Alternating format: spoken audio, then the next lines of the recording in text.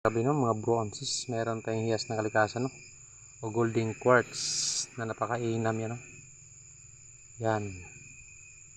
Napakainam mga kabro, no? Yan. Yan yung pang reels natin. Yan. Yan mga kabro, parang kaliskis ng ahas yan mga kabro. Yan. Ibang uri na quartz ito mga bronzes, no? Yan. Napakaganda. So beautiful mga kabronzes, no? Yan, so i-upload natin to sa reels natin, no? Yan, napakaganda, so beautiful. So ito yung available mga bronzes, no? Pang-altar ko sana itong mga bronzes, pero kung merong magkaka-interest nito ay ipapaparaya natin, no? So yan sa mga bronzes, napakainam.